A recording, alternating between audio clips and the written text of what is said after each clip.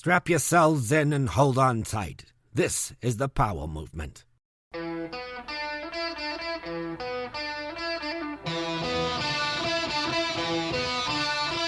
Welcome to the Powell Movement.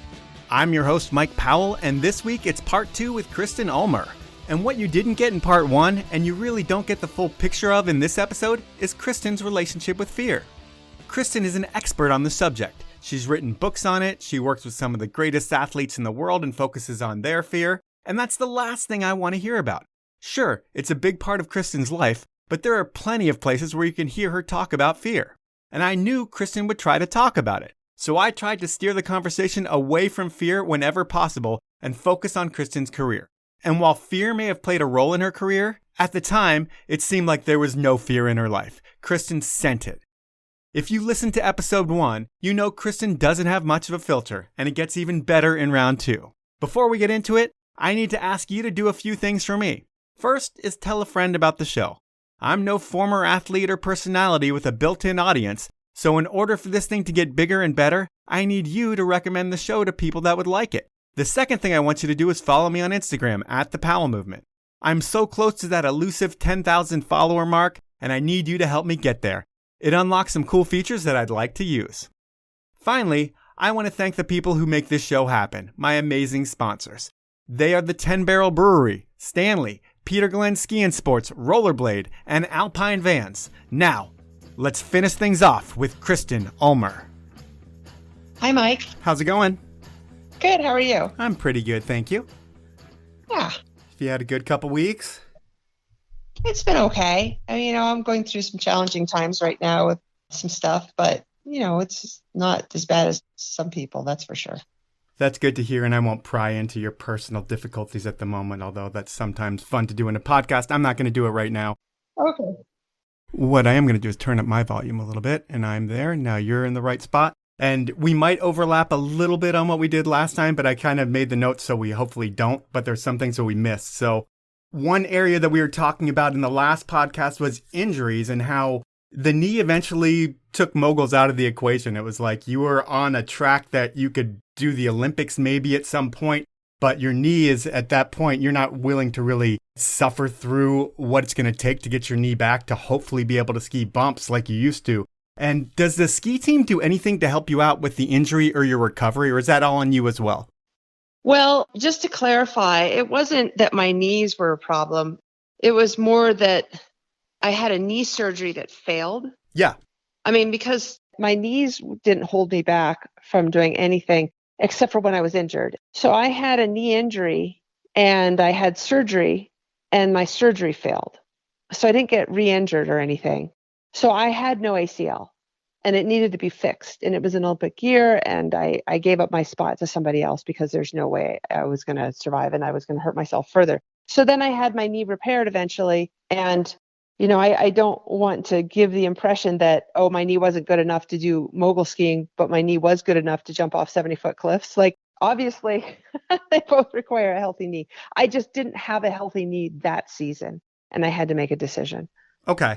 And that's not the only thing that was kind of taken away because you didn't have a healthy knee at that point. I think you were lining up things to ski some peaks for the first time in Nepal that had never been skied before in like 92. And what was that all about?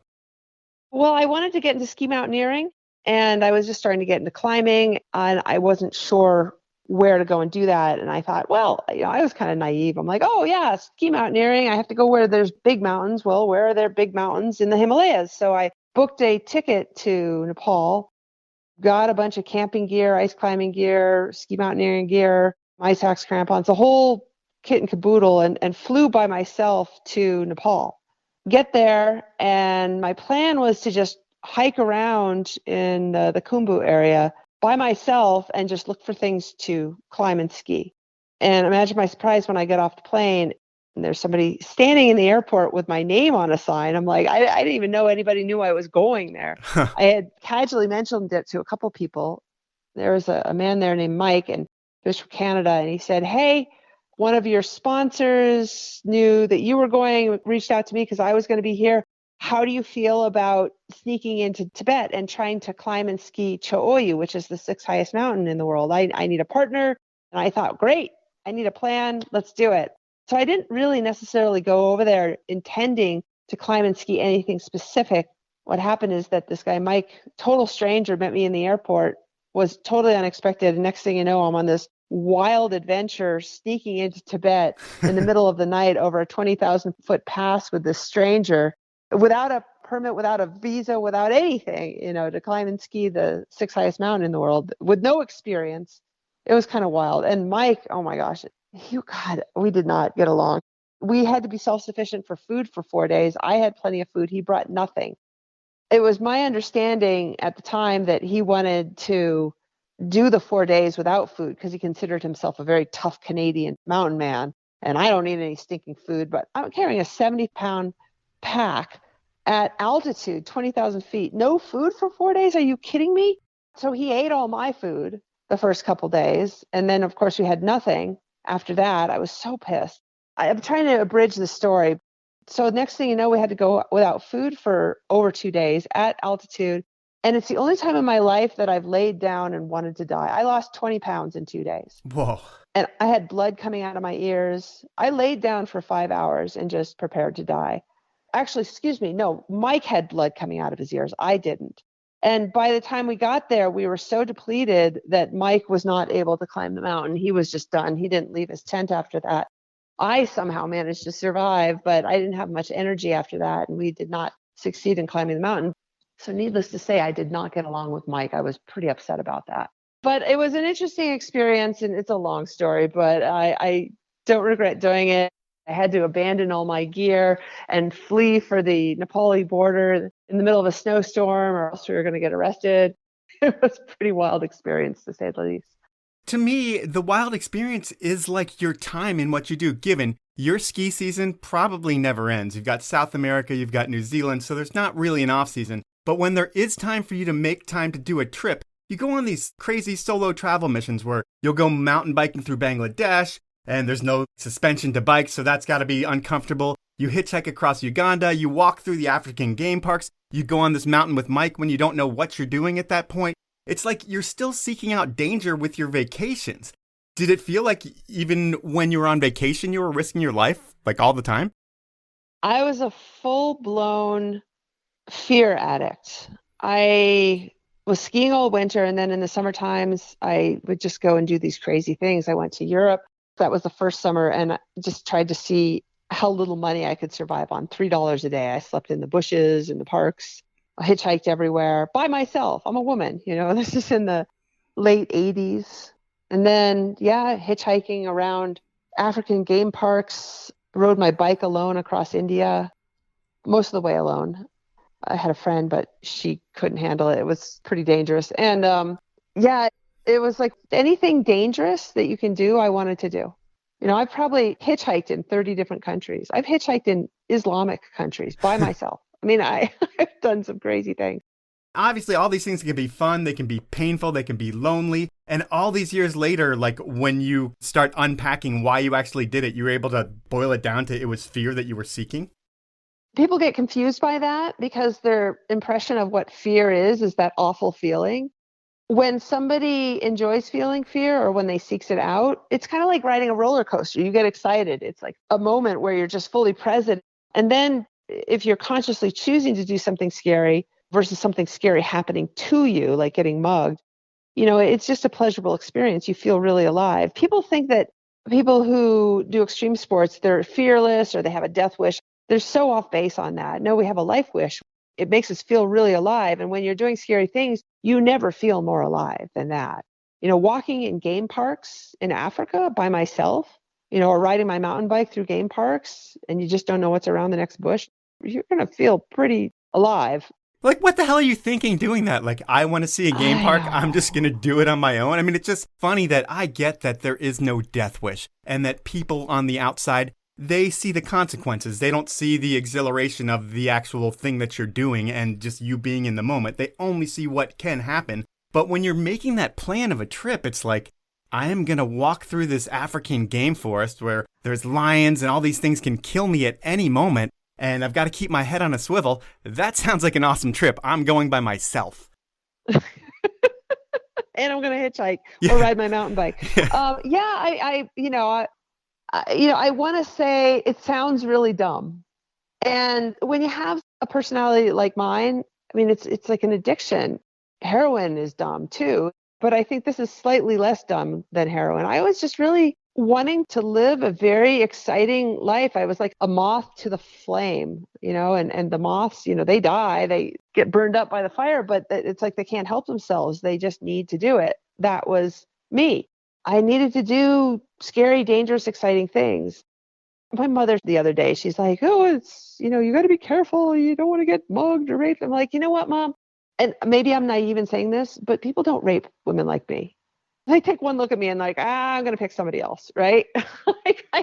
I've been in so many sketchy situations around that kind of stuff too. I remember being in Morocco and I was being followed by 4 men at dusk on the beach. And one of them had a board that he was holding behind his back.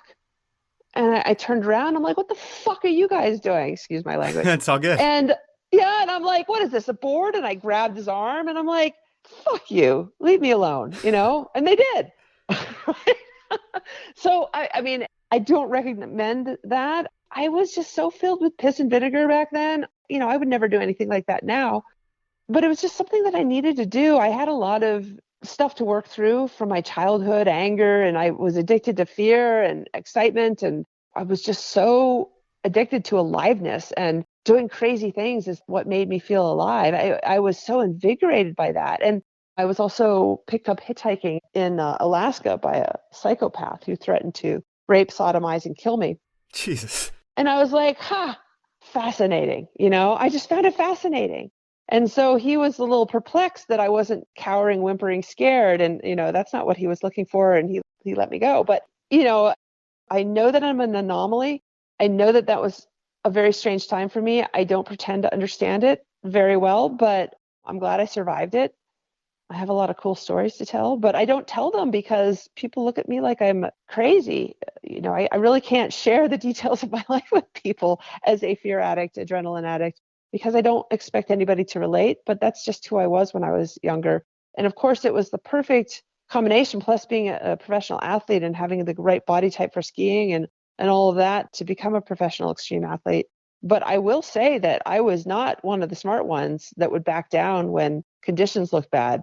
I would still go for it. So I feel very lucky to be alive for a lot of reasons. And I survived my youth. I can't believe it. And I'm not crippled either, which is great because a lot of my friends are. My body's doing fine. But yeah, it was a wild time. And for you, being someone who just seems like they have a lot of energy and always has to be doing something, you have a 12-year or so pro ski career, and a lot of that time you're hurt. I mean, you're putting your life on the line, and sometimes there are consequences that you have to pay. How much of the time of your 12 years do you think you were spent on the sidelines? I'm actually very proud to say that I did not get injured very often. Like, you look at Shane McConkey, and you probably don't know about his injuries. He just seems invincible. And he only lived to age 39, I believe. Yep. And if I gave you his laundry list of injuries, you would be appalled. Like probably 17, 18 serious injuries. Broken back, dislocated hip twice, multiple knee injuries.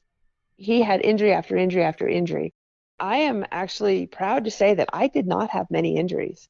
And I never had what I call the big one. I never had a slide for life, like a crash where you just fall thousands of vertical feet at, 90 miles an hour, cartwheeling violently over rocks. Like pretty much everyone I know has had one of those but me, or just over cliffs. Like I've been caught in 5 avalanches. So my list of injuries are pretty small.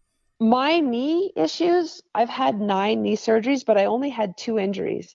And one of them happened on a trampoline. And the other one happened when I was standing still and I threw my head back and laughed and my knee shot forward a couple inches and my knee blew out. Ugh. So even my knee injuries weren't super violent. The only injuries that I've had other than those 2 knee injuries is I broke my heel twice, once rock climbing, once in the X Games. I dislocated my elbow, but I only had to take a couple weeks off.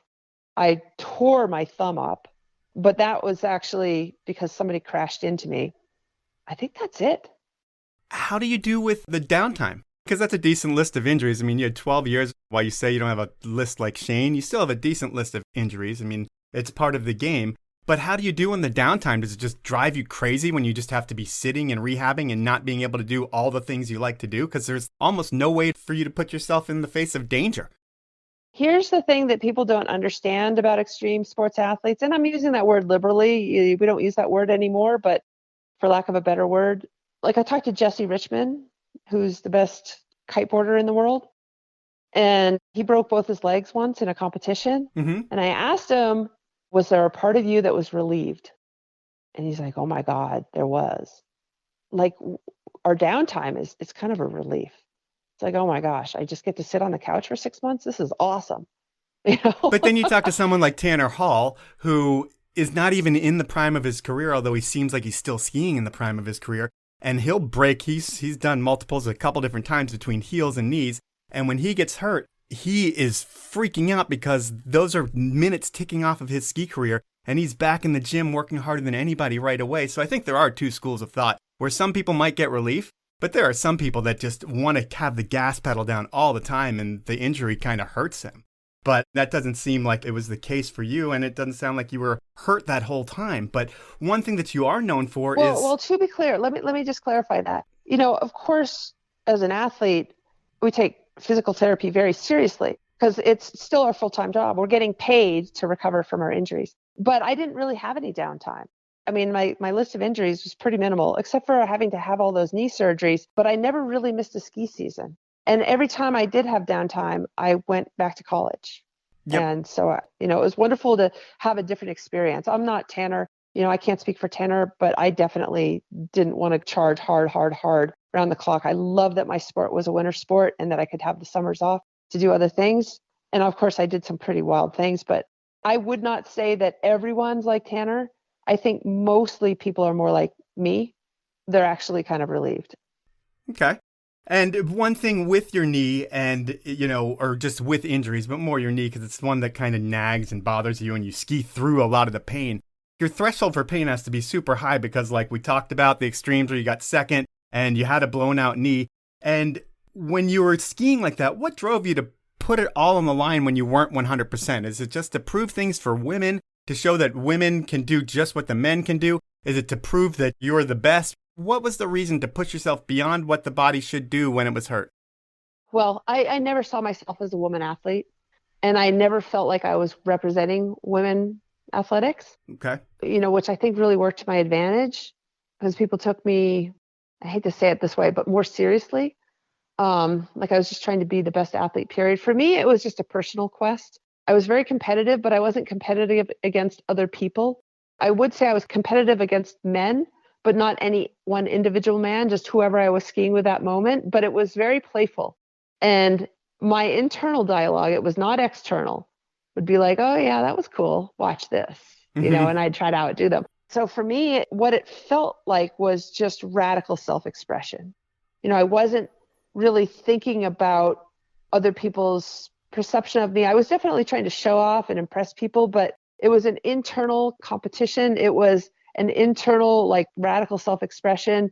It was a hunger in me that was definitely birthed from childhood insecurities where I really needed attention and excitement. And it's like I felt like it was like dark energy that just needed to be expressed. It was very sexual for me too.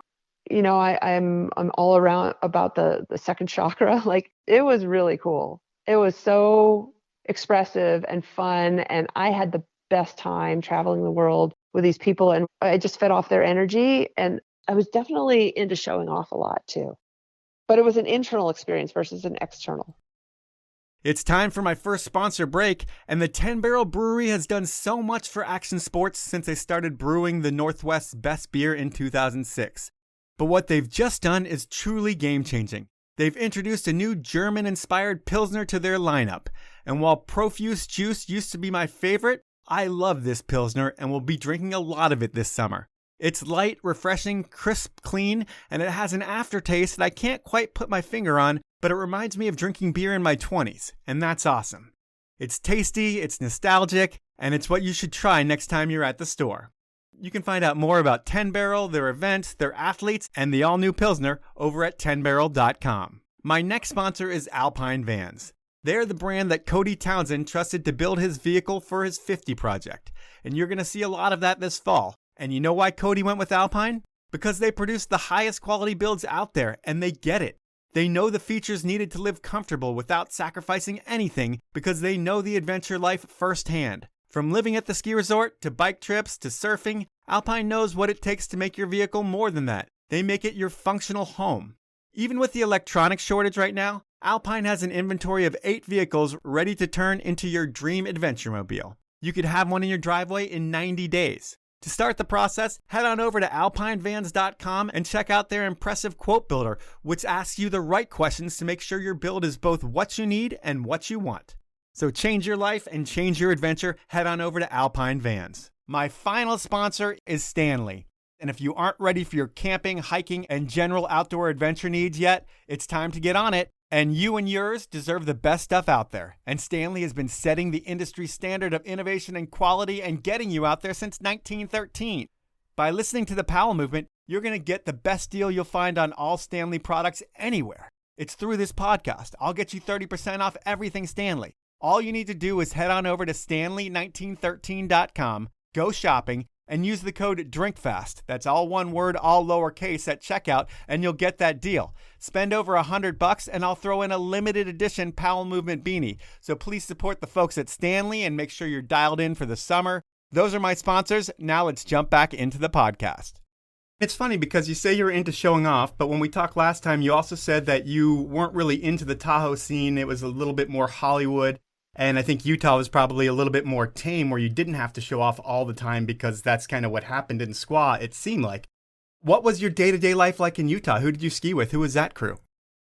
I, for years, didn't ski unless I was being filmed.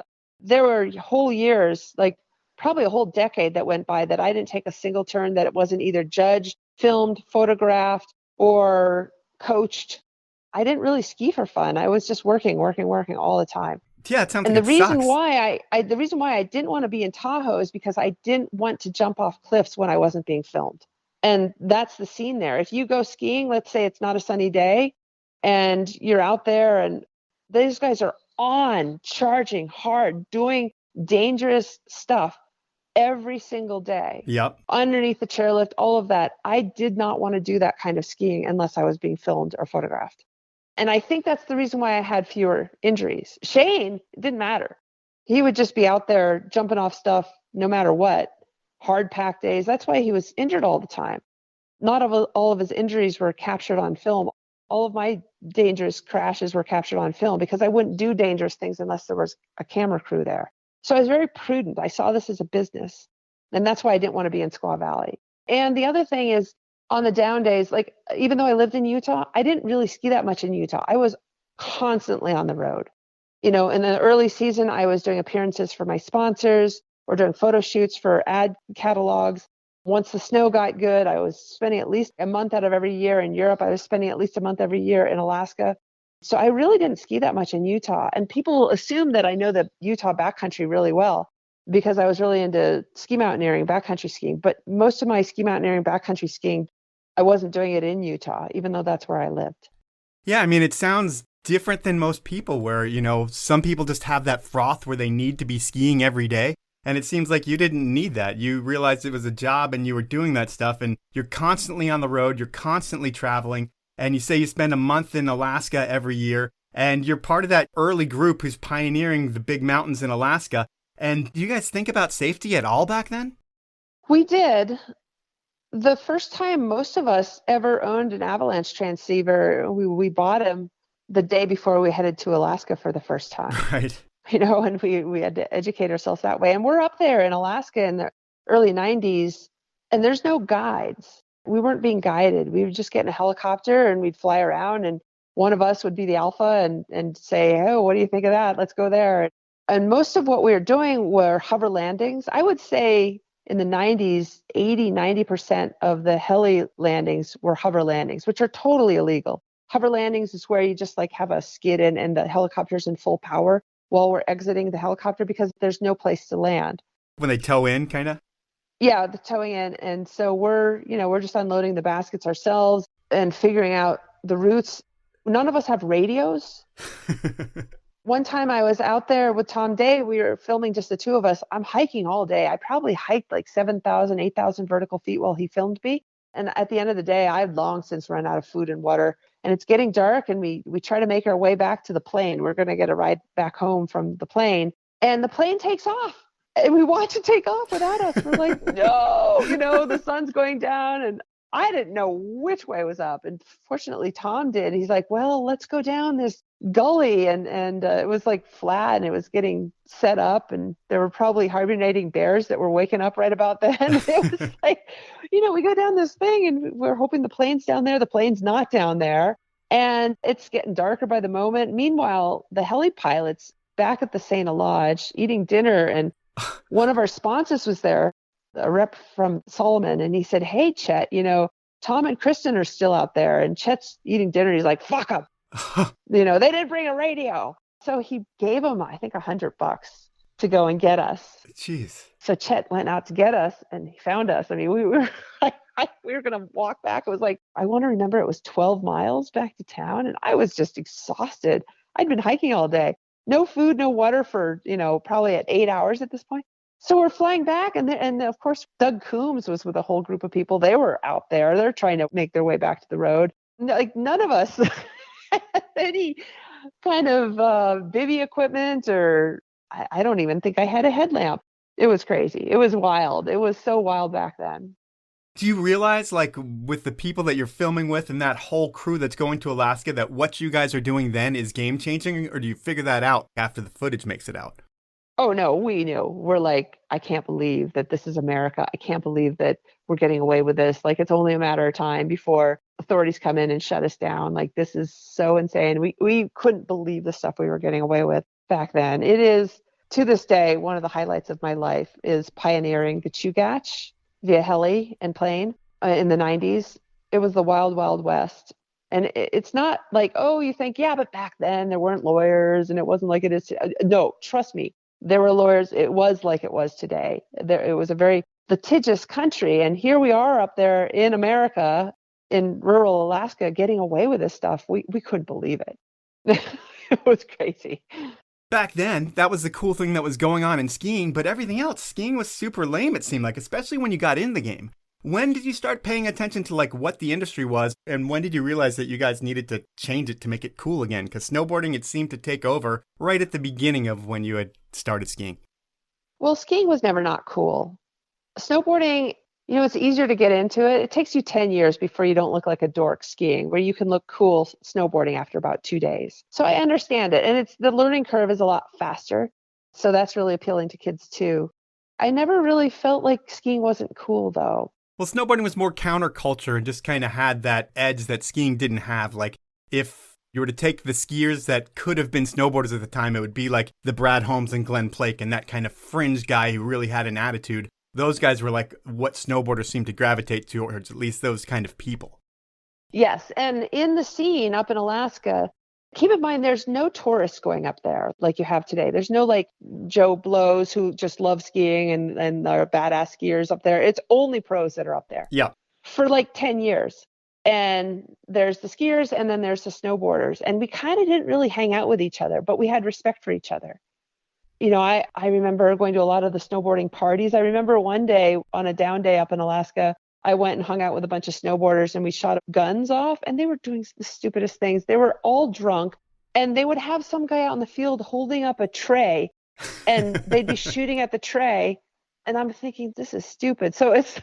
And coming from you, saying that it's stupid, just like the girl who likes to vacation by herself in African game farms, that's saying something.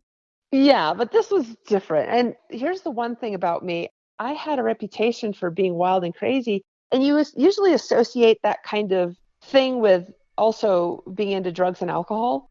And I was completely non-drinking, didn't do drugs, didn't drink alcohol. So when I would get around a bunch of drunk people, which you'd see a lot in Alaska, especially if it's like a couple of down days. And There's a saying, drink it blue, maybe you've heard of it, where if the weather's looking really, really bad, if everybody gets really drunk, then for sure the next day is going to be bluebird. So, these people were just partying so hard and doing stuff like that. And it was fun for a while, but then I'd be like, all right, you guys are just acting like a bunch of idiots now. I'm leaving. Right? I wrote an article for Powder Magazine, partying and skiing. Why do they go together? Is it that partiers like to ski or do skiers like to party? The whole après ski scene. In all my years being a skier at the level that I've been, I've maybe done the après ski thing 3 times. Right. I don't participate, but that's the scene. That's what people do. I'll have hot chocolate, great. But going out and drinking a bunch of beer, I've never really gotten that. But there was a lot of that going on up in Alaska. But the snowboarders would do it in their own world, and then the skiers would do their own scene too. But we had such complete respect for each other. And so we got to know each other as well on some level. It's a small town up in Alaska, Valdez. And it was like the who's who of everybody. And then ultimately I wound up hosting a television show with Sean Farmer. That's an interesting character of all snowboarders to host a television show with. Yeah, it is. And I knew Palmer and I knew Nick Parada and all those guys. Like, we just had complete respect for each other. I never really felt like we weren't cool. So you were hanging out with like the who's who of like, when you talk about the crazy snowboard types, I mean, Sean Farmer right there is kind of like who I put on a pedestal of that. So you were living right in there, but I don't know why I'm getting sidetracked there because we're talking about you and skiing. And I'm going to guess that there was no special treatment for you in skiing because you were a woman or gender or whatever, because you're just as badass as anybody else in the lineup. Did it feel like that from the get-go? Or was there always like, you're a girl questions that kind of insulted you that would come from either the media or just random people? I never got that. I had never felt disrespected, not even once. Well, actually, no, one time. Here's the story. Okay. Every once in a while, I would have a company reach out to me and say, hey, we want to sponsor you. And I can't even remember the name of the company. But the marketing director reached out to me and he said, we want to fly you, and this is during the summertime, to Phoenix, Arizona, put you up in a hotel, have you meet everybody, let's talk about working together. I said, great. So I fly down there and, this is a guy in the industry that I knew that I would see at the trade shows. And he put me up in this really cheap hotel. And very quickly, it became obvious that he brought me down there because he wanted to rape me. Oh, geez. And I was like, okay, a little weird, like a lot weird. And he didn't bring me into the office, but he took me out to dinner. And I'm like, okay, so when are we going to go to the office? When am I going to meet the president? And he got really, really drunk, drove me back to the hotel, was propositioning me the whole time. And I'm trying to be polite because I'm not quite sure what's going on. Right. So I'm like, no. Oh, yeah, you're, I like, you're an attractive guy, but I'm just not interested. And when do I get to go to meet the president? And when am I going to, and so he dropped me off at the hotel and he tried to come in. And then I had to get forceful. And then he kept calling me. And then he came back later and tried to break open the door. Jesus. Men are pigs. And this is a marketing director for a major company. And I'm like at the height of my ski career. I'm like super famous at this time, really respected. It was like the most bizarre, like surreal thing. I felt like I was in the Twilight Zone. And somehow I managed to get home without getting raped by this guy. But it didn't really bother me. It was like this weird kind of like, well, that was weird. And it was amusing. Like, I didn't feel traumatized by it. I'm like, well, that was an interesting way to spend 2 days. I guess I'm not going to get sponsored by them. Right? So that's the only time that I ever felt. And there are other times that sponsors didn't pay me what they owed me. I had to sue one of my clothing sponsors once.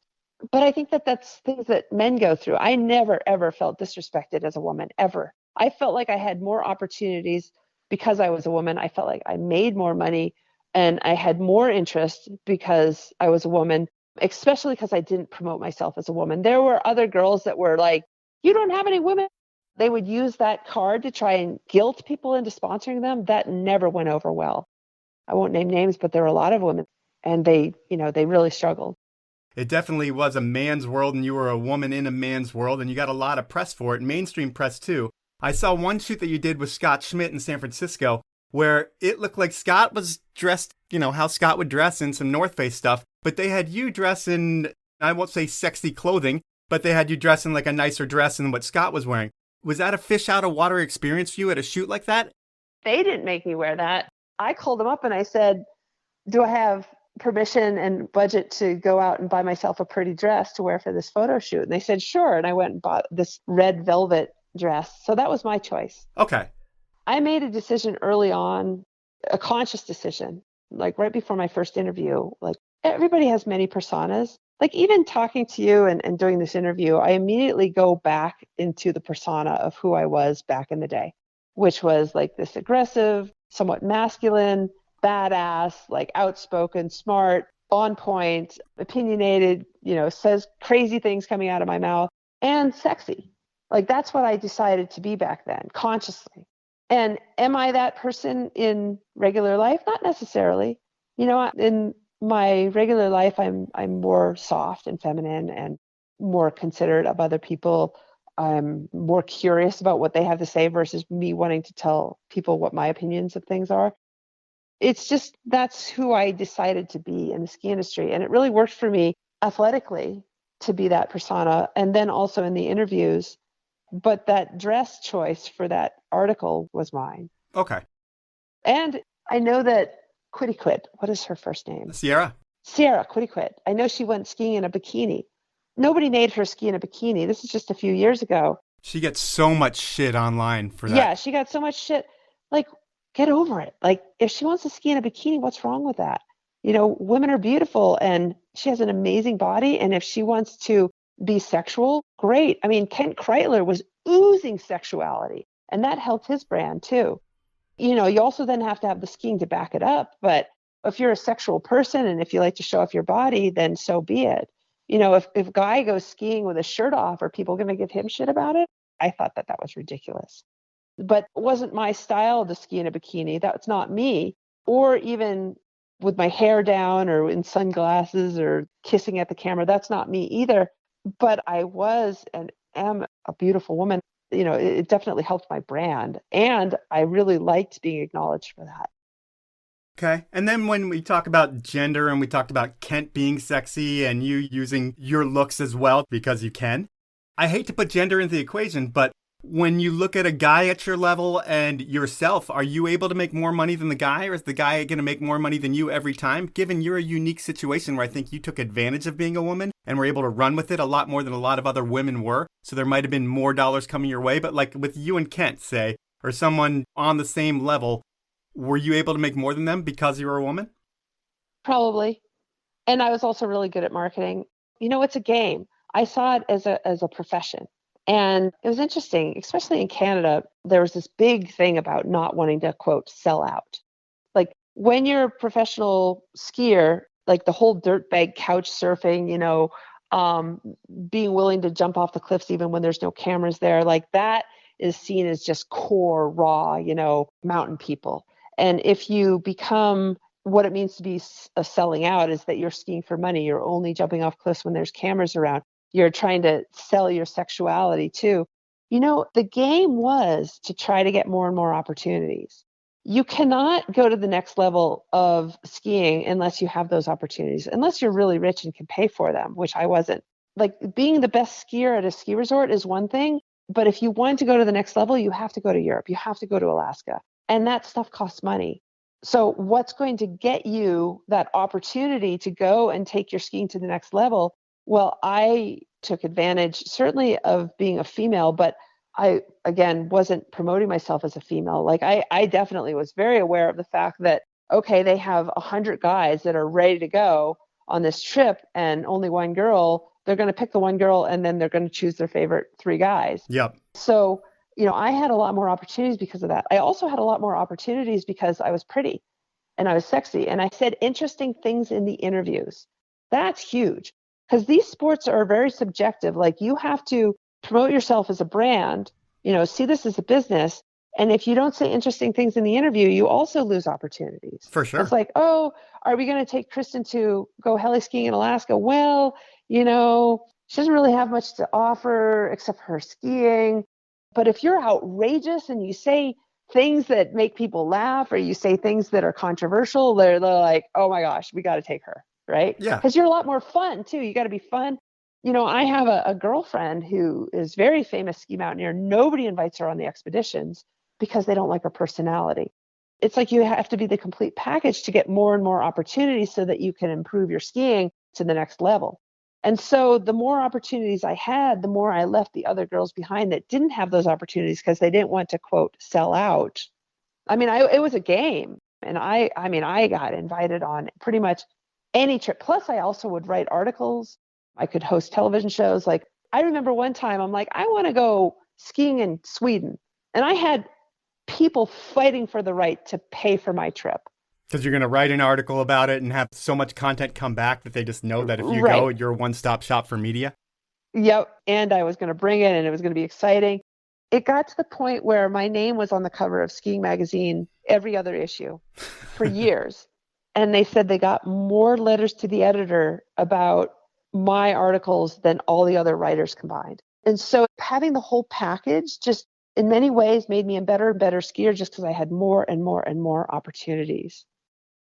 It's time for my final sponsor break, and for over 60 years, Peter Glenn Ski and Sports has been getting you out there with the best gear you can find in-store or online. And they're always giving something away. This week, they are giving away the massive yet lightweight North Face Recon backpack. And it's easy to enter. Here's what you need to do to enter the contest. 1. Make sure you follow Peter Glenn Sports and the North Face on Instagram. 2. Like the North Face giveaway post. 3. Tag 2 friends in the comments that would love the backpack. The winner will be selected on Friday, July 9th, and remember, only one entry per person. To find out more about all things Peter Glenn, head on over to peterglenn.com.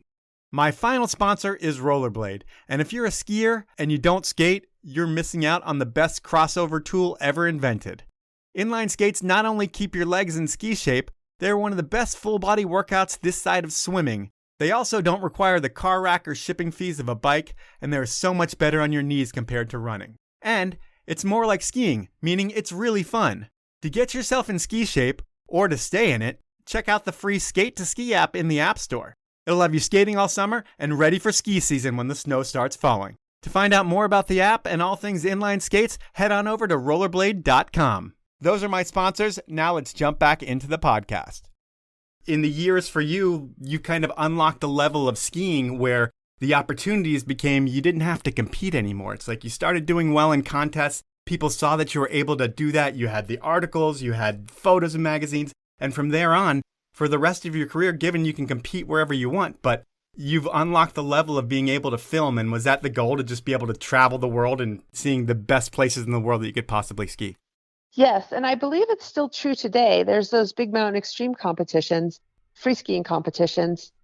Those guys don't get anywhere really, though. The contest skiers, or your X Games contest skiers, they kind of prove themselves at the X Games, like your Pep Fuhas's and Andy Mayers and stuff, and then they're able to graduate to the film world. Given there's a couple guys from the Freeride World Tour every couple years that make it over to the other side. I think Ian McIntosh, maybe Johnny Collinson, but it seems like the Freeride World Tour isn't the place where people are graduating to the films as much as other avenues, but I agree that people want to leave contests everywhere to go film and have that luxury to be able to just go on those trips.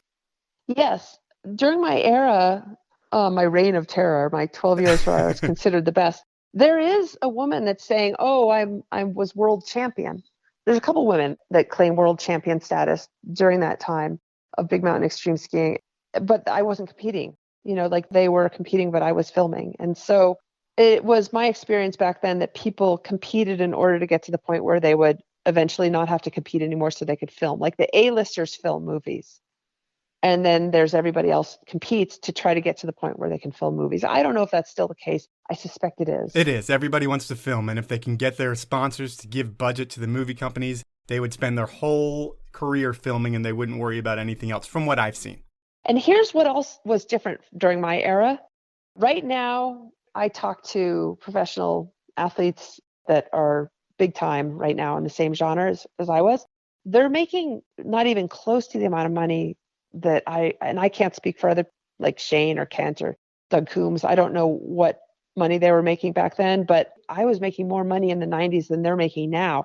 And the money that the people make now, they have to spend on travel budget. It's travel budget. Like they spend the money and they pay the heli bill. They pay for the hotel. They even sometimes have to pay the film companies to be in the film. Whereas back when I was in it, not only was I making money from sponsors, from writing articles, from hosting television shows, but the film companies were paying my trips and they were paying me. They would pay me to be in the movie. I would get a percentage of royalties. Well, that's incredible. Or I would get a day rate. Even Warren Miller would pay a day rate back then and cover all your expenses. It was great. Well, the business acumen that you have is levels above everybody else. Because I remember in the last podcast, you said while you still work, you don't need to work because you were smart with your money when you were a skier. And not too many people were able to manage their career like you were. They were able to get Warren Miller to pay them a day rate. I mean, I was a team manager at K2 for a long time. I paid for so many people to be in Warren Miller movies. Not one person that I know was ever paid a penny by Warren Miller. It was all K2 paying Warren Miller to put those people in the movie. So it's amazing that you were able to negotiate those kind of things because that's the money that no one else is getting in skiing because they don't even think to be able to negotiate that that's even a possibility. And, I'm trying to remember, I think I got a per diem from Warren Miller, which is just they paid, a certain amount of money and you could use it for food. I never got paid by TGR. The North Face Extreme Team films, they gave us a percentage of movie sales, and then Rap Entertainment paid a day rate. So it was different. It was different for every company. But I think Warren Miller just gave a per diem.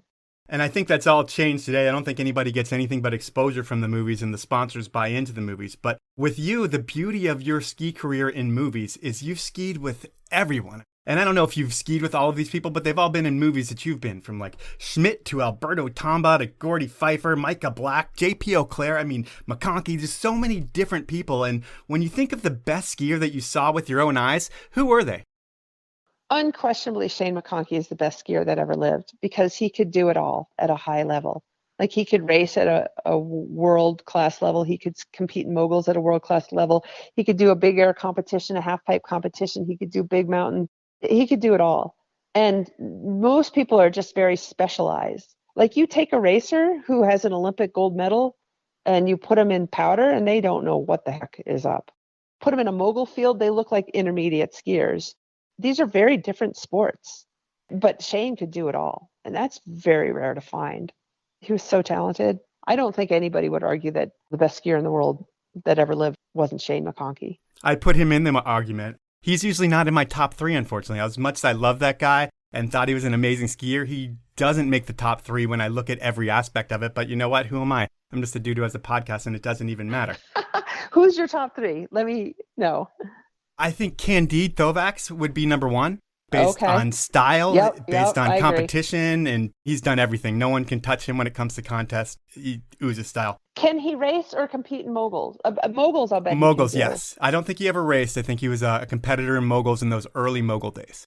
And he carves a ski, which is a lot of people today. They never learned how to carve. They all saw McConkey Slarv skis, and they were like, "I'm going to do that." Yeah. All right. Who are the rest? Who are the other two? I think Tanner, number two, just based on contests, based on big mountain skiing, based on bumps when he was younger as well. Yep. And then, maybe Shane three. I don't even think I've ever gone to a three. I think I've only ended up saying Candide and Tanner. But how about you? What's your top three? I would say some downhiller. I don't know which one because I haven't skied with them, but I do know that if you can find a downhiller that can also catch air, whoever that person is, I would say that it's them. Darren Ralphs? I assume so. Yeah, possibly. Yeah. Oh, Seb Michaud or Dominique Perret. Oh my gosh, that guy. But those guys aren't really known for air, and they certainly haven't ever done the half pipe. So I don't know. It's so hard to find somebody that can do it all. It's very rare. And your two choices, neither of those guys were racers. True. Shane was on the D team for the U.S. ski team. Once you factor in that, which is such a huge part of skiing, and it is something that if you don't know how to do, like, oh my gosh, I don't know how to race. I have no clue how to go around a gate. Or, taking a carved turn on pure ice, like, no way. I don't know how to do that either. Shane does. Does Candide know how to do that? I don't know. Yeah, I guess there are little minutiae details of the skiing that I don't know. But I'm going to get back into your life and times because we're going to get through this podcast. So I guess, with your career in the mountains, you've experienced a ton of life and death. You've experienced everything within the mountains. And ski mountaineering, we talked about you're getting into it in 92. And I'm sure by the time 97 gets around, you're into ski mountaineering a lot more. And your first big notable ski mountaineering trip that I know about happens with deceased legend Alex Lowe. You guys attempted to ski the Grand Teton in 97. You get close, but you have to turn around. And for you, being someone that I would think likes achieving goals, how hard is it to turn around? Is that the first time you've had to tell yourself, I can see my finish line, but I can't experience it? No. Anybody that's been up the Grand Teton in order to ski it knows that you get up there, and if it's your first time, at the time, I'm sure it's not the case anymore. It was rumored that nobody had ever skied the Grand Teton on their first attempt. And as I got over the lip, to where the skiing began at the top, I realized why. It's such a shock to be that exposed. It is indescribable how scary it is to ski that mountain. And you get up there and you're like, what the? This is what's up here? Like, oh my God, like, let's go home. Right. Yep. And the conditions were really bad. So we went home, and then I came back 3 weeks later and skied it. But I think that you just have to season yourself. You just have to ease yourself into it because it's just such a shock to get up there. It's so dangerous and so exposed. Well, you end up going back and you end up doing it a month later, and there's a ton of criticism. Like, the people in Jackson were pissed that you went for it because it was sketchy conditions or something like that. And is it hard to take the criticism from locals in the media for doing something you could do? All right. So now I'm smiling. I'm about to reveal a secret. Okay. There was no criticism. There were a couple people, but I was the one that made it into a big deal. You manufactured the drama? I manufactured the drama because it's business. You needed a story? Yep, exactly. And yes, the conditions were really bad. And yes, maybe one person said something like, geez, pretty crazy that you skied under those conditions. And so I was the one that built that up because then I would get more press. And of course, if you're a professional extreme athlete and your sponsorships are relying on you getting media attention in order to justify continuing to pay you, you're going to get a lot more media attention if there's drama involved. So instead of writing a little article, like a little postage stamp article in Powder Magazine, they wound up deciding to go with a full page because there was drama, but it was entirely manufactured by me. Oh, that's so funny. Yeah, that's the game. That's the game. Well, I hope not all the stories I read in Powder Magazine were manufactured, but whatever, I believe them, and they were the authority back then, and it was what it was. So while that might not have been as sketchy as it maybe sounded in Powder Magazine. It was super sketchy. But that's just the life in the mountains when you do dangerous things. Everybody has, they're called epics.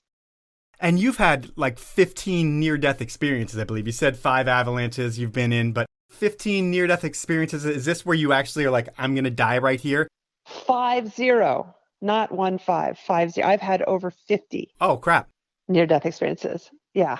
I'm sure those things are like things that you pack away, especially when you're younger in your career. You kind of pack them away and you try not to think about them because you don't want them to get in your head when you're skiing in big lines. But eventually they all come back to you, I would think. Like all these memories and traumas hit you, and there's some PTSD, I would think, that goes along with it. What's the worst experience that you were in where you still like just have not nightmares or just traumas from it? Well, first of all, you realize you're speaking to a fear addict. Yeah. So the near-death experiences for me weren't traumatic. They were these super romanticized experiences for me that made me feel really alive. But like 20 years later, do they kind of scare you? That's more what I'm thinking is like, because back then, you're not going to let it scare you. Only one of them. Well, 2 of them. And the first one, I realized that Stephen Kotler and I talked about this. Some woman was talking at a conference about the time that she almost died and she had a near-death experience. And in the end, she didn't even have to fight for her life. And Stephen, like, wait a second, that was a bullshit story. That wasn't a near-death experience. That's just Monday for me. And he's looking around the room expecting to be supported and backed up on this. And he's like, isn't that just like something that everybody experiences all the time? And people looked at him funny. And there's a reason why Stephen and I are such good friends, because we get each other. Like, my near-death experiences were just Monday. Right. It was, oh, wow, I almost died. Woo, But I know I do not expect anybody to relate. But you have to understand who I was back then and what made me thrive and feel alive. There were 2 of them, though, that were super traumatic. And my ex-husband thinks that I have PTSD. I'm a really light sleeper, but I feel like my PTSD came from my bike tour across India more than it came from my ski career. But the 2 incidences, I realized that it's not a near-death experience unless you're fighting for your life. And then this one experience had where I had no option to fight for my life and I just prepared to die. And then I realized, no, actually, that's what a real, true near-death experience is, where you just give up Yeah. and it's over and you know it's over. And that was rock climbing. I fell and I was really run out, and I had placed 2 cams and my foot slipped and I fell, and instead of falling like 20 feet like I should have, I fell 50 feet, and I thought the cams had come out and I thought I was going to hit the deck. I thought it was just all over. My belayer just had a huge bunch of slack out, wasn't paying attention, heard me scream, took in handfuls of rope before he caught me. I went for just this huge whipper, and I thought there's nothing that you can do. Yeah. You're just free falling. There's no way that you can fight for your life at that point. I just prepared to die. That for me, even though it wasn't a near-death experience, because of the mentality of it, I put it on the list. And I really feel like it's the only true near-death experience I've ever had. Yeah, no, I totally get that. And it's weird that I'm going to tell a story about me that's related to that, but I know what it feels like to win $1 million because I was given a fake lottery ticket once and I scratched it off and it said I won $1 million, and I walked around a restaurant screaming and yelling because I won $1 million, but I didn't. You actually know what it feels like to die right before you're going to die because you thought it was going to happen. Did somebody play a trick on you and do that to you? Yeah, it was my dad. My dad for my 30th birthday. That is not cool. I'm sorry. That is one of the worst things I've ever heard about. Who does that? My dad. And it was very funny to everyone but me. And I still harbor a little bit of a grudge against that one. But that is what it is. But yeah. Oh my God. Okay. Yeah. I don't have any near-death experiences, but I know what it feels like to win $1 million, even though I didn't. But regardless, I know we've been going for an hour, and I told you we'd do an hour, but we have one more segment in the show, which I know was your favorite part last week. It's called Inappropriate Questions, and it's where I get someone who knows you well to ask 3 questions, and they could be anything. Last week, I got Kent Kreitler. He did an all right job. I got someone totally different this time, Aaron McGovern, who you know. Yes, Aaron. Oh my God. Okay. And he reeled himself in. There were some questions that we didn't go with because they were Aaron McGovern questions, and he even realized that he shouldn't ask them. But we're going to go with his first question right here. Kristen, when I first started heli filming with you in the 90s, I wouldn't carry a shovel. And one time you got really mad at me. I always thought it was the guy's responsibility to dig me out. But you reminded me that our group was only as strong as the weakest link. And if anything really went down, I needed a shovel. So I was the weakest link in that relationship. So I was wondering what you thought the weakest link in a guy is. I guess what's the trait that a male has that makes him weak? Lacking confidence.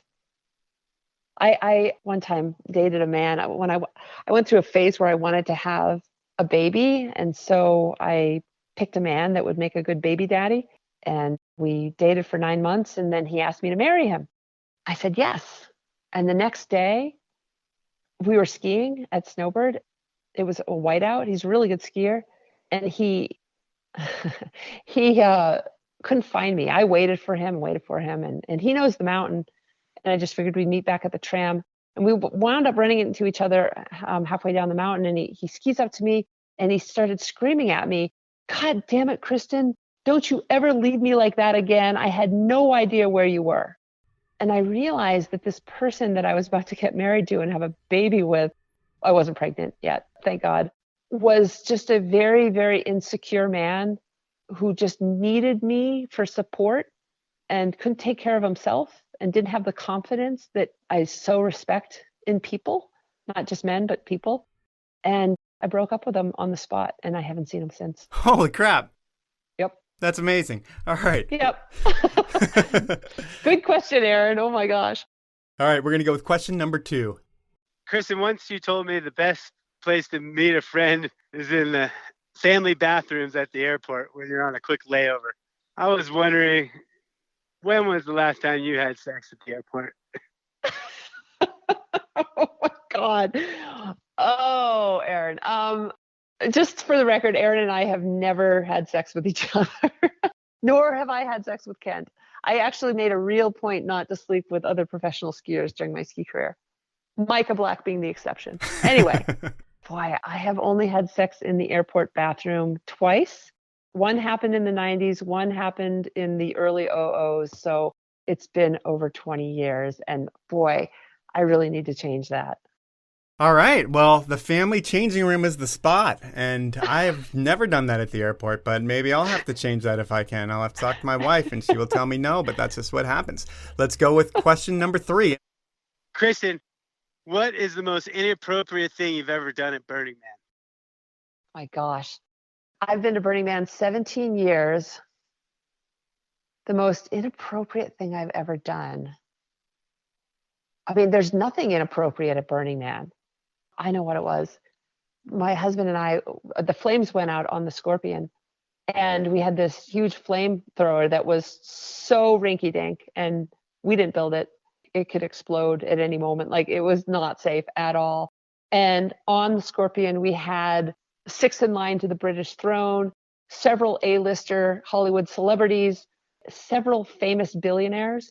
And instead of evacuating them and using this flamethrower to reignite the flames, we just backed them up and just used this thing.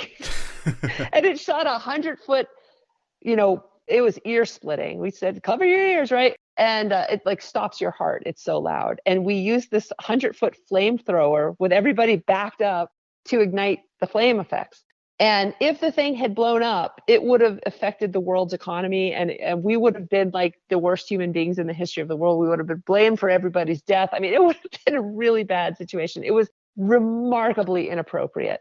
And I know that's not what Aaron was aiming for, but that was the most inappropriate thing I've ever done. But I have no regrets. I do it all over again tomorrow. All right, so we're going to leave it at that. And that was Inappropriate Questions. And looking back on everything that we talked about, your life, to me, it seems like it's all been about proving yourself. Like, it started with you having to prove that just because you were blind didn't mean that you weren't worthless. Then it's all about proving that you could travel the world and do whatever you want to do solo and not rely on anybody. Then it's about skiing and proving that you belong with the Utah crew or just with the pro skier crew. And then proving you belong with the U.S. ski team. And then proving that you can ski with the men in the mountains. And while it might not have driven you to prove yourself the whole time, it seemed like throughout the whole career, you're just checking off different boxes, becoming the most badass skier you could possibly be. And it was pretty cool to see along the way as a fan, and I thank you for your time. Just one subtle tweak on that, because you almost got it right. I always almost do. Yeah, it never felt for me like I needed to prove myself. That wasn't the energy. It was more that I just value accomplishment. And I value accomplishment in other people. I value accomplishment, like the fact that you have this podcast. Like, that's an accomplishment. That's amazing. It's a lot of work, and you do a really good job. And the Inappropriate Questions is brilliant. Like, thanks. I just value that in other people, and I value that in myself. And so I never felt like I needed to prove myself. Like, I've never had that feeling. It's always been more like, I just want to live my most magnificent life and be the most accomplished person that I can be. That's what it feels like. And oh my gosh, did I have fun. And I have so many people from my past, Kent, Aaron, who, God, we've had some times, right? And I don't miss it at all, but I do miss my friends. So that was time with Kristen Ulmer. And I will say, I cut this podcast short for a few reasons. First was that we planned on doing this podcast at 1 p.m. So I told my kid that I would take him paddleboarding at 2:30 p.m. And it's like 102 degrees in Seattle, so we had to get out there. So when Kristen sent an email over a little before the interview and was like, hey, can we push this back about 30 minutes? I was like, sure, because that's never a problem, and I happily did it. But it also meant that I had to move things out with my kid, and he was a little bummed. But whatever, that's life. And that's not why I cut this one short. I cut it short because in my little studio, I have an AC unit that I can't use while I record because it's really loud. And by the end of this one, I had sweated through my shirt and I was feeling like I was going to pass out. While there was a bunch more I wanted to talk about, I had to pull the plug on this one. But what an interesting life Kristen has led. I mean, she seems like the only and best skier that I've had on the show who only skied for cameras or judges. And when she talked about injuries, and she said that they caused a feeling of relief for her, that isn't something that I've ever heard from any other athlete on the show. But Kristen thinks this is more common than I would think, meaning that I need to ask guests about that in the future. Regardless of how Kristen treated skiing, she was a complete badass, and no one can ever take that away from her. That's the podcast. At this point, it's time for the review of the week, and it's another 5-star review. This one comes from YOLO Sire Cost, and here's the review. Love the podcast. Mike is the perfect host, and he doesn't repeat himself every other sentence like certain other snow sports podcast hosts. listen to this podcast while mowing my yard, and wishing I was skiing. So while that is not the most interesting review of the week, I am curious to what podcast host repeats himself all the time, because I don't listen to other podcasts, and I hope they don't listen to mine. I feel like it's cheating, and given I've done it here or there, I try to get my information and my research on my own because I think it makes the podcast better and not a repetition of someone else's podcast. So I'm curious to who that podcast host is that repeats himself all the time. I appreciate that you say that I am perfect, but it is also true that I am definitely not perfect. There's a lot of flaws that go to this guy right here, but I guess I do produce an all right podcast, and I'm glad you like it. So I've got a beanie with your name on it. All you need to do is send me an email, mike@thepowellmovement.com, with your address, and I will ship you out a beanie. Listeners, if you want to get yourself a limited edition Powell Movement beanie, you can buy one from my website, or you can leave a review, and if I read it on the podcast, I'll send you one. And leaving a review is easy. Here's what you need to do. First, hit the podcast icon on your smartphone. Second, search for the Powell Movement. Third, click my logo. Fourth, scroll down to where you see the stars. Fifth, click how many stars you think I deserve and write a review. It takes about a minute, and it's greatly appreciated. Finally, I want to thank you for listening and ask you to support my amazing sponsors who make this thing happen. They are the 10 Barrel Brewery, Stanley, Peter Glenn Ski and Sports, Rollerblade, and Alpine Vans. Have a great week, everyone.